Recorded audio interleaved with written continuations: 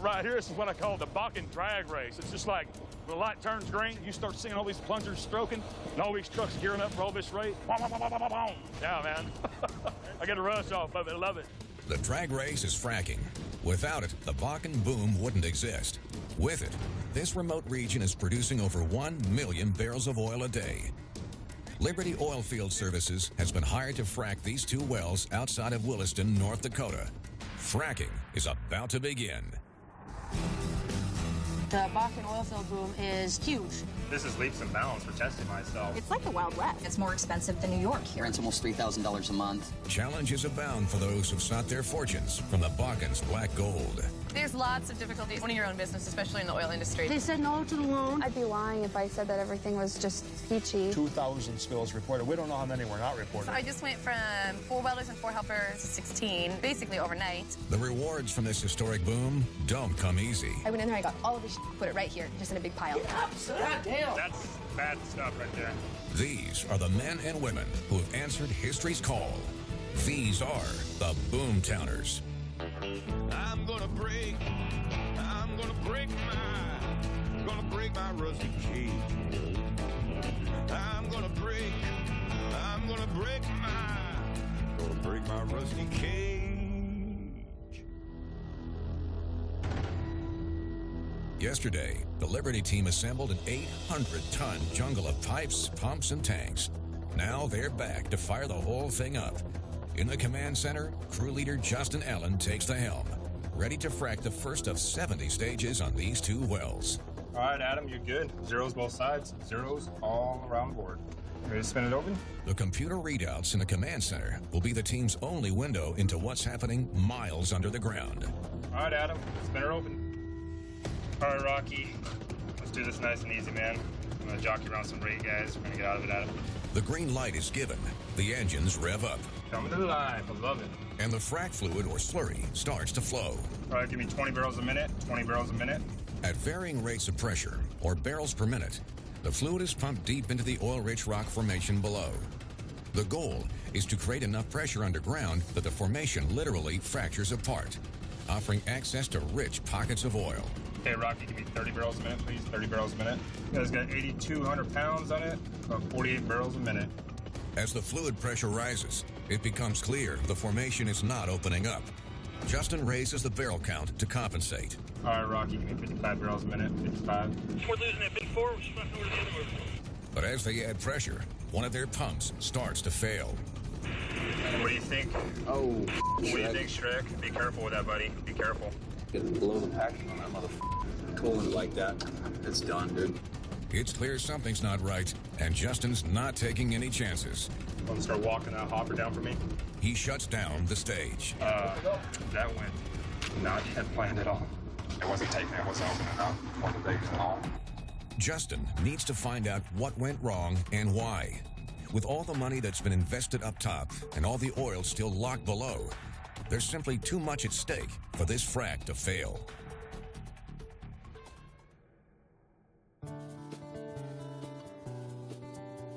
Hold on, okay? Let's go for a ride.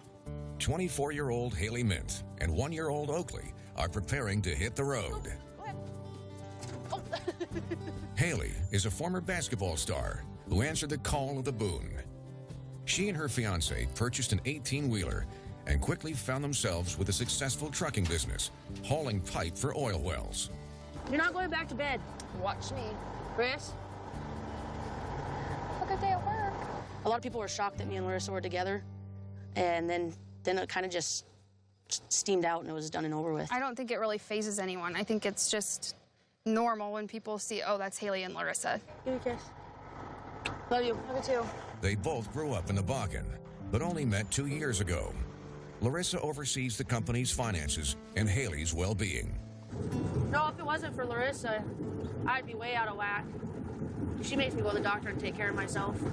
I have, it's called a manic bipolar, and so I was just all over the place, like a roller coaster. And Larissa's like, you need to go get this taken care of before you crash, and it's not going to end well. No! A year ago, Haley was banned from her favorite bar for fighting. And I walked out. went to go get him, and he like grabbed me by my shirt and threw me down into the snow. I was like, you sucker! Like boom, boom, it's like crack, blood, blood, blood.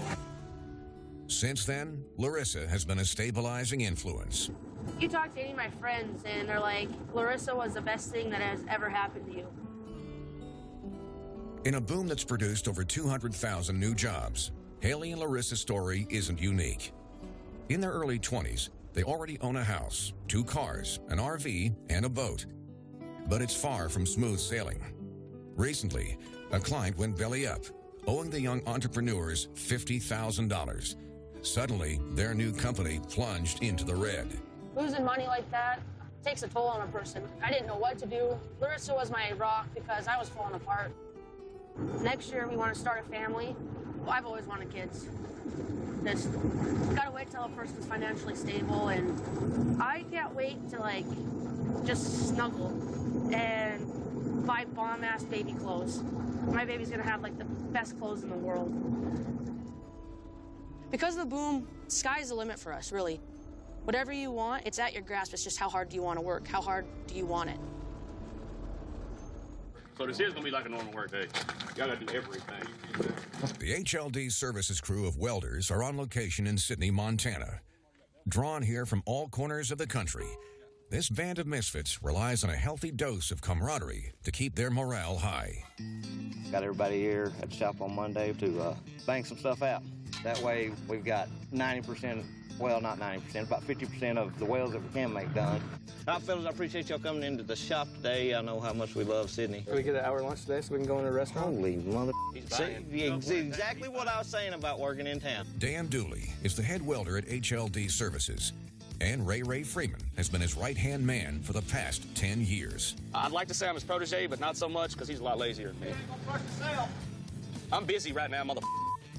Did you take your ginkgo biloba, your old folk medicine? Hey, I got to do your job all day, or are you going to... Don't talk this early in the morning. You ain't going to be able to handle it. Not going to be funny when you get your ass whooped by an old man. I'd like to see that. I'd pay to see that. Hey, you reckon... God damn it, the mud puddle, Ray. You told me to park right there. I'm originally from New Mexico. I come up here, better money's up here, it's a boom, a lot of work. Welding back home and welding up here is 2 different worlds. Up here, everything's turned into the new age, and which, I mean, it's progression. It's supposed to happen. It's just hard to adjust for somebody that's done it old school, come to new school. From rigs to tanks to pipelines, there's a lot of steel in the Bakken, creating a lot of opportunities for welding companies like HLD. He's not happy being a welder. He wants to tell welders what to do. Are we ready? Fire that bitch up. I told him, I was like, look, man, you're still one of the best welders I've ever met in my life. But if it was up to me, you wouldn't work for me. You're never on time, you miss too many days, and you always leave early. But he's a good guy. He takes care of the people that take care of him. These are guys that you can depend on no matter what. Outside of work, inside of work, they'll do whatever needs to be done to help the company. I'd swim the rivers of hell for them. Dooley only has one boss, the company owner. Liven up, boys. Hannah is just 24 years old and a native of Sidney, Montana. See that girl right there? See that little blonde girl right there? That's my CEO. Hands down, best boss I ever worked for. You look awful homeless. When the boom came to town, she saw it as an opportunity to change her life. She launched her own welding business and married her head welder. She's what, 5'1", 5'2"? You guys have never seen her in a bar KO somebody. I've seen it more than once. There's lots of difficulties owning your own business, especially in the oil industry, because it's kind of cutthroat. People see you doing well, and then all of a sudden they want a piece of the pie. HLD Services' piece of that pie this year is expected to top $1.5 million. Hannah is just one small part of a boom that has seen a number of North Dakota millionaires double in only 6 years. But as many of these new millionaires are finding out, staying on that list is often harder than getting there.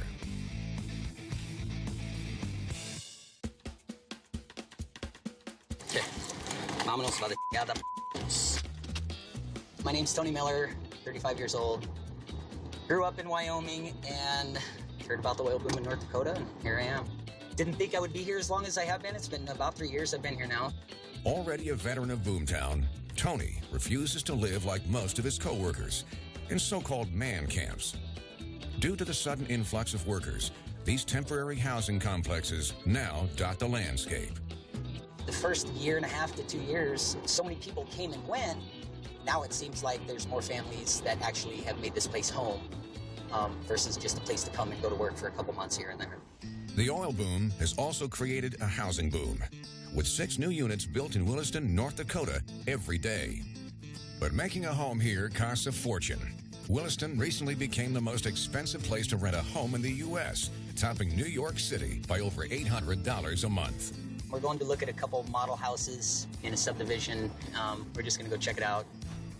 I guess the ultimate goal is, if I'm going to be here, as long as I think I'm going to be here, just as well buy a house instead of renting a 2-bedroom apartment for $2,900 a month, because it's just a waste of my money.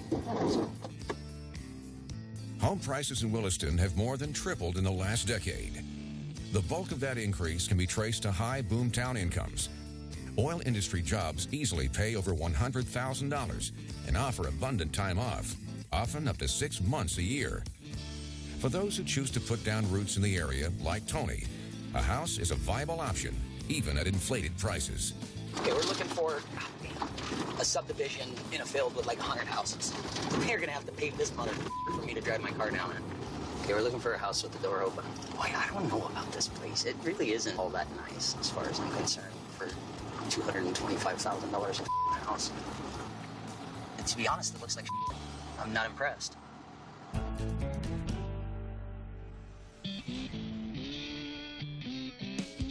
These days, when 24-year-old CEO Hannah Dooley isn't hanging out with her welders, she's busy setting up her company's new headquarters. We are at the Sydney Cleaners and Laundry building, which is not the Sydney Cleaners and Laundry anymore. My sister and I have just recently bought it. We just signed the paperwork like 2 weeks ago, and we bought it to split it in half down the middle. My half will be offices. I have a welding business, HLD Services, and she's almost done with her remodel right now, and she's going to have a dance studio over there. One section here and then one section on that side of the pillars. In the early days of the boom, migration to the region was made up almost entirely of men.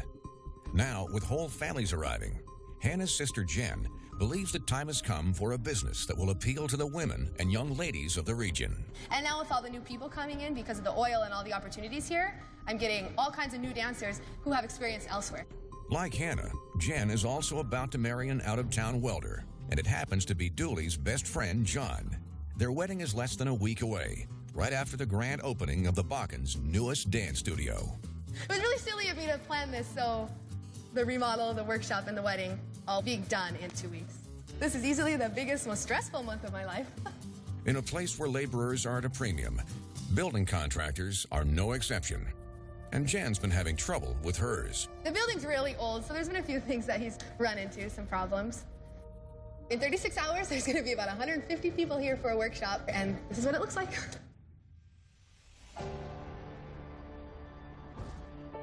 Motherfucker. Oh, you bastard. Oh, you motherfucker. People are idiots and do their job right.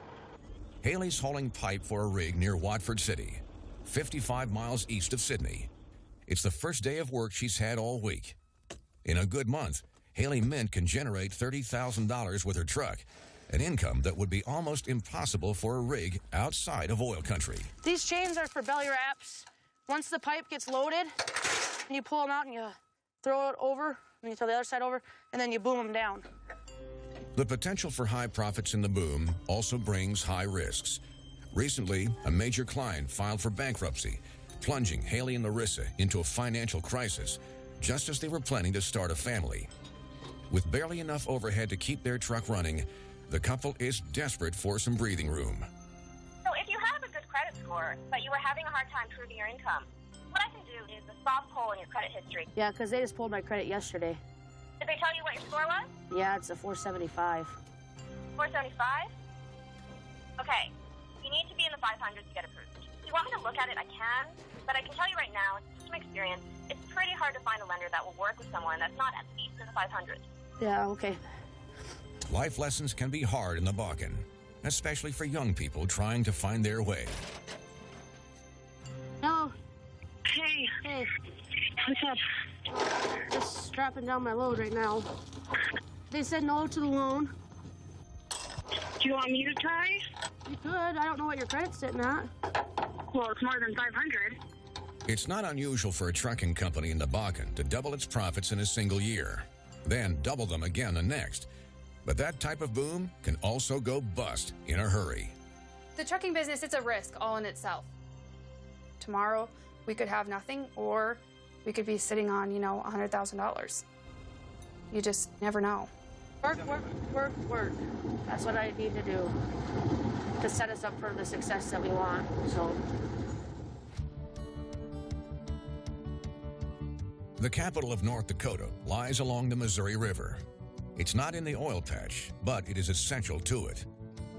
If you have a map of North Dakota, Bismarck's right here. They're in the middle of the state. The oil patch is pretty much right here. It's also the home to Jim Fugly, the former state director of tourism, now turned conservationist and blogger. I can't deal with the social problems, the crime and the prostitution and the lack of housing and the traffic accidents and the inadequate highways. I can't deal with all that. What I can talk about is what I believe in, and that is the sanctity of the land. Jim's worked in state government, and he knows the whole world's watching how North Dakota is handling this unprecedented oil boom. North Dakota's in the news a lot right now. Unfortunately, we're in the news because oil trains explode and pipelines leak and tank batteries catch on fire, and that's the kind of news we would not like to have. Good girl. Come on. In retirement, Jim writes an online newsletter called The Prairie Blog. I got a couple things to write, then I'm going to go to the Capitol. Okay. In it, he demands the industry be held accountable for its spills, accidents, and fires. He blames state government for its lack of oversight. The industry came here, and the politicians opened the doors wide open and said, come on in, and you just make us rich. And that's what's happened, of course, is that the oil industry is making North Dakota rich. But there's so much danger here that we'll do it wrong, that will screw up the land. That's what we're trying to avoid. Jim's blog is a must-read in the halls of power, and where he's made more than a few enemies. The industry and the officials pay attention to it because he's kind of their conscience. They know if they go too far, he jumps pretty hard on them. Jim's first rule when reporting on the link between elected officials and powerful private interest is simple: follow the money. Normally, in North Dakota politics, your money comes in $10 and $20 and $100 checks. Not now. Now it's big checks up to $20,000. It takes willing politicians to have an oil boom.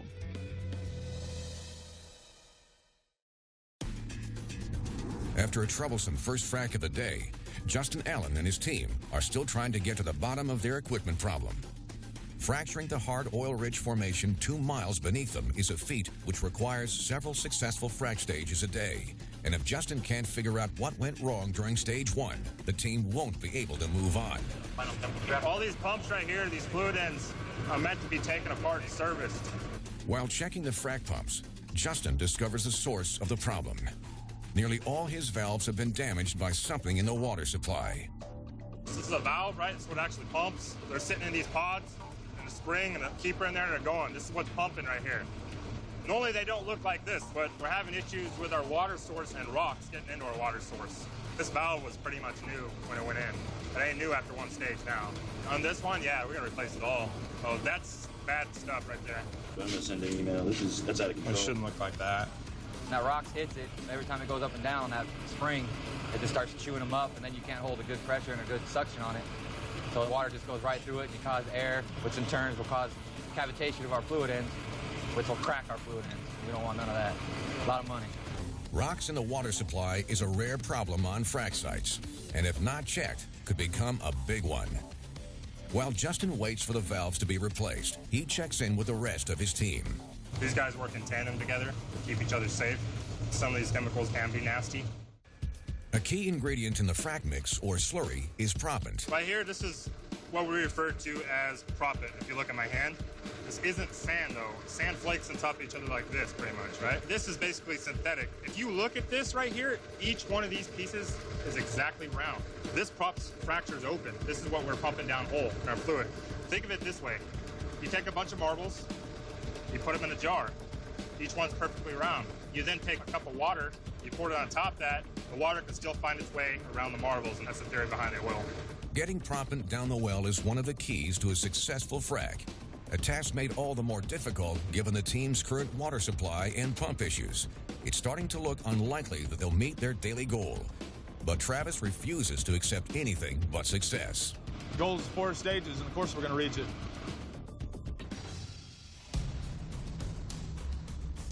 For every oil well, fracking requires over 2 million gallons of water injected deep into the earth. The wastewater that comes back up is a combination of brine, chemicals, and residual oil. It is disposed of miles underground, pumped deep into containment sites in the shale formation. Jerry Knowles is an entrepreneur from Oklahoma who sees opportunity where others see waste. Instead of burying the wastewater, he wants to recycle it. We can take that water, we can process it, we can clean it, and we can repurpose the water. Today, Jerry is showing the process to Mike Stevenson, the manager of this disposal site. Yeah, we'll go ahead and get started. Mike, if you do me a favor, go ahead and throw that switch right there that says slurry pump. It's a relatively simple process. A vacuum pulls wastewater through the chemically charged filter and removes iron sulfite, bacteria, and other impurities that have come up from the ground. This is the actual material that's being filtered out of the water itself. This is what's in your water, the dirty part of your water. You want to grab me a sample quick? Pretty stark contrast between before and after. Yes, it is. That was awful murky, and that looks like Tennessee moonshine. You don't want to drink it. Bakken water is very salty. But after Coil Chem's treatment, this water can be reused in fracs, and research is underway for other uses of this valuable resource. Literally, we're pumping millions of barrels into the ground every day of water all over the U.S. We've got areas of the nation that have water shortages. Entire towns and cities are out of water. We can't exist without it.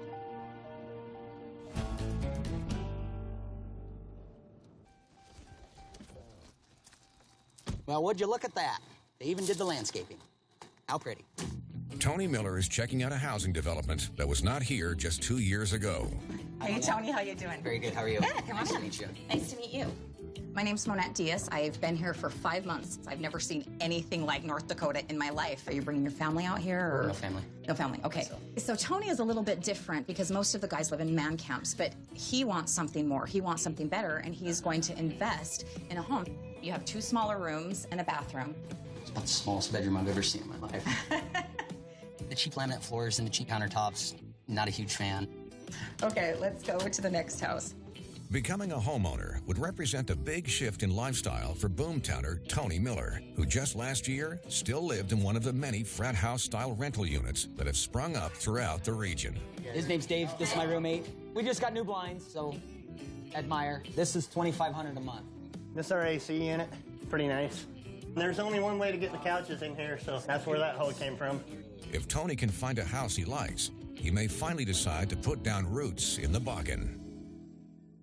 This is my favorite part in the construction zone, finding the best way to get through without falling. They have the stainless steel appliances. They've done some different options. The first model, the price is like $217. It starts at $217. This one starts at about $228. Okay. I mean, the tub is amazing. I like this one a lot better. Yeah. So how many lots do you guys have left? How many are going to be available in the near future? Okay, so if it was something that you wanted to have by the holidays, you'd want to do it right now with one of those lots, because as soon as they come up, they're gone. They're gone.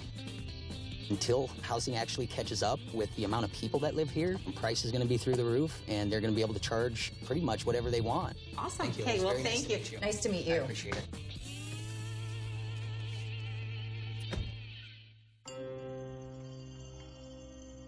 We need a copy of that, and then the original needs to go to Diana. Haley and Larissa's trucking business is struggling. Today, the soon-to-be newlyweds are catching up on paperwork, paying bills, and discussing how to survive this rough stretch. If Diana said that we get all the Kodiak stuff, and if they don't lose Kodiak, then we'll be fine. I thought they were losing them, though. Because if you're not going to haul pipe, we're not. I'd be lying if I said that everything was just peachy. It's been kind of stressful the past couple of weeks. Pipe's kind of been at a standstill. Obviously when the truck's not running, you exhaust all the funds that you've actually built up in your account. When Haley's on the road a lot, the cash comes pouring in. But too often lately, her truck has been sitting idle. Owning a business, I don't know. Sometimes I just think, what the hell did I get myself into? It's crazy how you can go from being on cloud 9, everything's perfect, money's great, situation is good, and then the next week it's like, holy shit, we're broke. If she isn't going to keep you busy. And basically laid it out on the line for her, that if we don't work, we're going to have to go find something else because we're skimming by. Wait till you see your fuel bill. If we could find something else for Haley to do in the meantime, when there's not a pipe haul, then we have something to fall back on. But right now, she just sits at home and waits for a phone call. Ow! Today we just kind of went through and Monette showed us some of the houses and different styles of different floor plans as far as the houses go and different prices. It's not horrible, like I was saying before. It'd be nice to see if these people are really going to start taking care of their shit. You know what I mean? Before he leaves the subdivision, Tony spots local resident Deanna Sr. chasing her dog, a routine occurrence for the chaotic Senior family. Where's my dog? He's over there. You've already got him through obedience, I can see. No. My name's Tony. Hi, Tony. I'm Deanna. Very nice to meet you. Nice to meet you. Come on. Come on. Let me see the leash. Thanks so much for getting my dog, you're welcome. helping out. Deanna and her family of 6 moved from California over a year ago and were among the very first residents of this particular subdivision. So how's it going? Good, good. House search? Yeah. How do you like living here? Well, it's been a challenge, that's for sure. From the very beginning, we've had problems. About like the quality of the house? Is there a problem with No. flooring delaminating or? Well, it's not attached to the ground, so I guess you don't have to worry about that. They just lay it over on the ground and set the cabinets on top. We had to put our own gutters on our house. It doesn't come with gutters. It doesn't come with central air. That's not even the worst of it. I mean, our basement leaked. We had to re-insulate it. You guys had to physically pay for that? Mm-hmm. How come you can't charge them for it? It's really, really been frustrating. Sounds like it might be on to the next place then. I would definitely look around. And if you talk to any one of the neighbors across the board, They say you the hear same thing. Yeah, coincidence that I ran into this lady. She was more than helpful in giving me information. Said that people didn't follow through, and maybe that's why a lot of these places kind of look like shit. Yeah, I don't think buying here is really going to be that good of an idea, to be quite honest with you. It's just throwing my money away. Back in Sydney at HLD Services corporate headquarters, business is booming. Each week brings more work and more new employees. So we'll start with payroll, we'll get everyone's hours together, then we'll start invoicing. Okay. The shale revolution in the U.S. has created over 2.1 million jobs, and not all of them are in the oil fields. I was working on training my new girl. She came out from Louisiana to come here to work for me because I just went from 4 welders and 4 helpers to 16, basically overnight. Born and bred in the Bakken, locals like Hannah and her sister Jen have used the boom to change their lives. I never in a million years thought I'd have my own business. Meanwhile, Jen is still having problems with her contractor. Her new dance studio opens tomorrow. Okay, let's go down to like 36, and then we'll be at 38 or 9. Right? I'm not satisfied with what's happening so far. I wanted it to be done a long time ago, and I really try to give everybody the benefit of the doubt, but I can't help but be really frustrated. I just want it to be done, even if it's a shit job. With time running out and no options for a replacement contractor, Jen will have to improvise. I feel like I'm always responsible and timely and prompt, and everything I do gets done when it's supposed to, so this is new, foreign to me, and very frustrating. She decides to enlist the help of her mom and grandmother. All 3 generations will have to work through the night to ensure the grand opening goes off without a hitch. Yesterday I wanted to throat punch someone, but today's better. I can see progress today. Maybe if I just had pliers, I could just... I'll get pliers.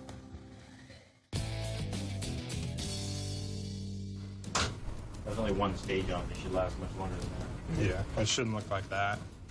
Back at the frac site, the Liberty crew is still struggling with their equipment problems. Rocks in the water supply have been chewing up their pump pistons.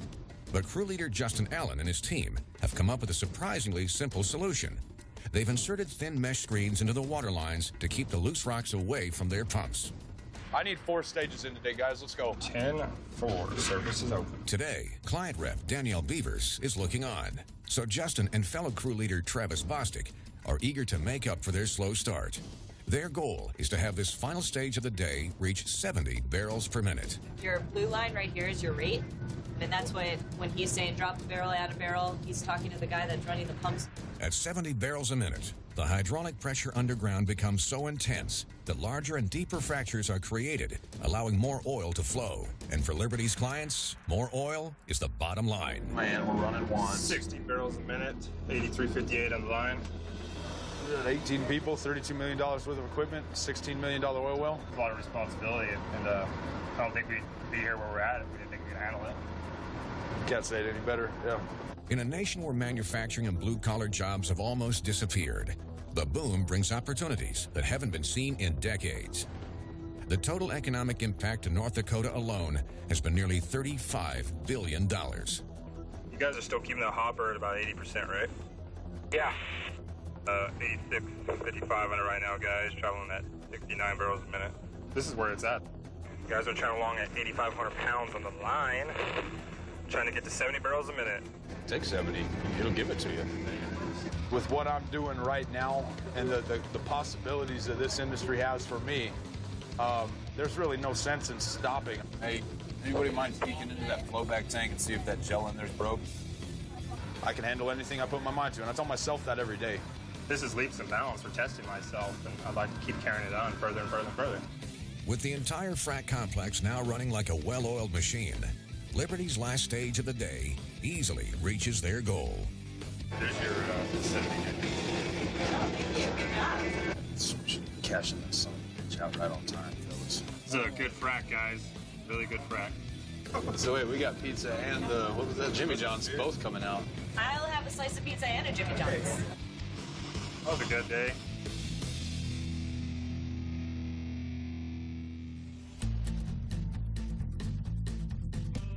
Back at the subdivision where Tony was house hunting, the residents have reached a breaking point.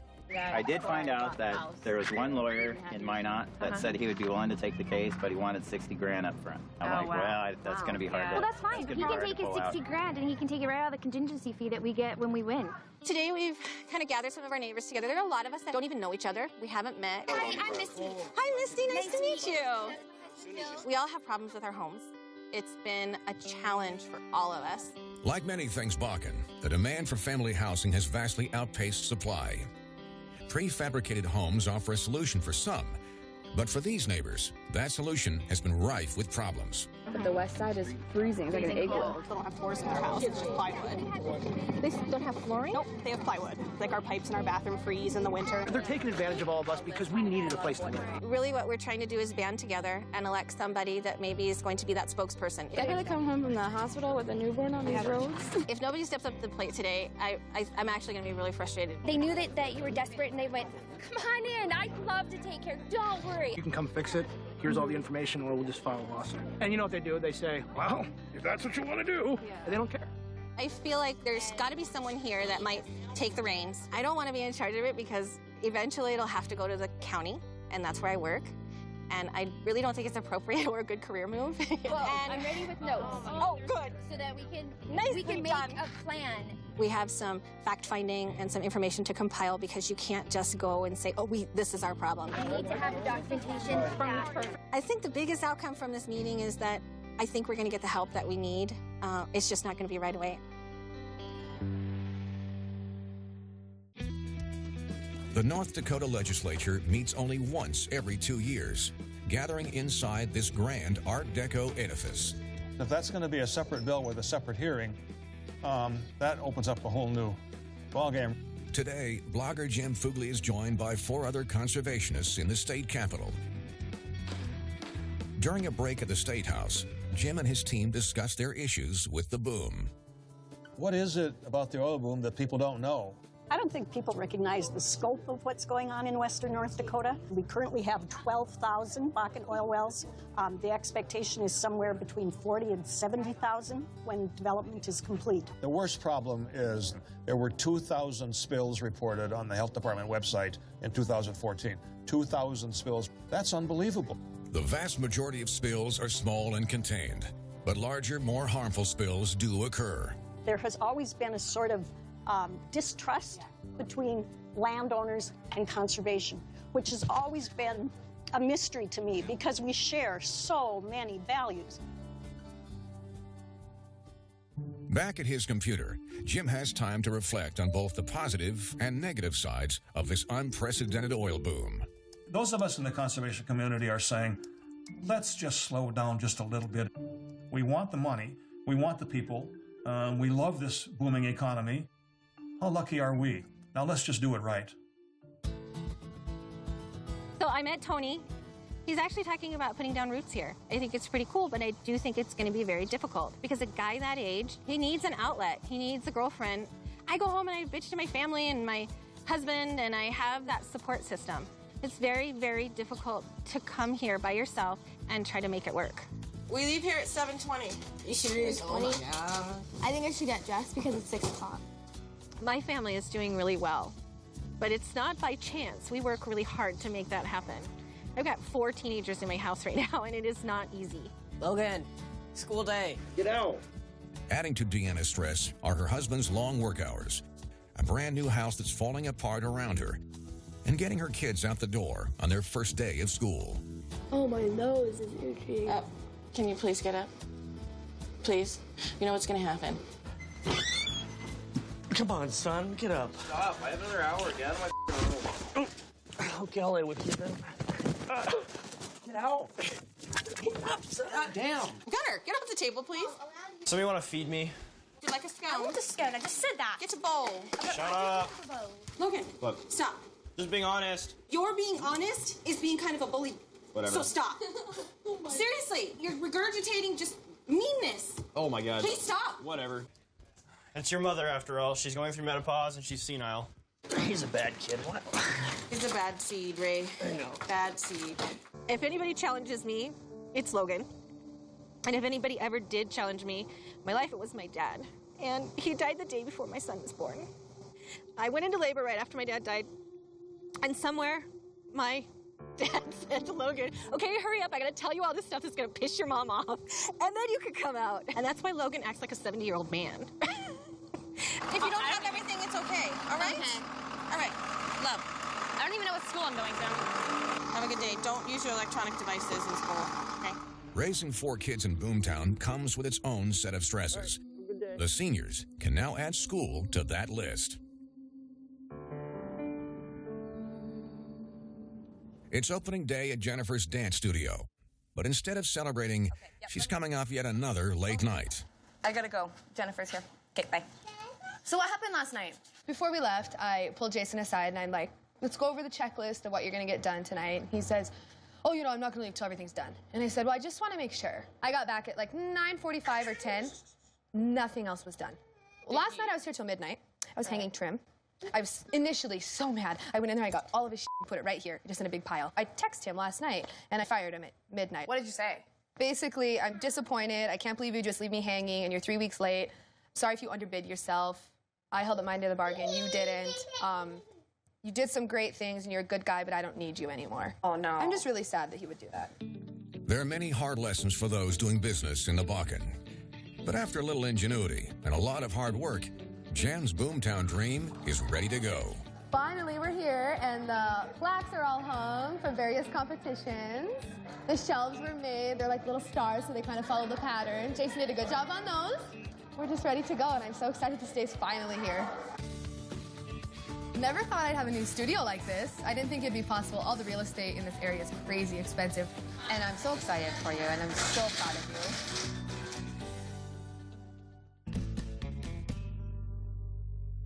Across town, Haley's taking a radical step to address her and Larissa's financial crisis. Hey, bud. Nice. I just sold my pickup. We'll get a nice family vehicle when we have kids someday. Something that's a lot of space and not loud, and we can have a conversation while we're driving. You don't have to hurt your back to jump into the thing. So you're good to go as soon as we get this. It's an unorthodox move for Haley, who, like many young Boomtowners, is still learning what it takes to make it as a business owner.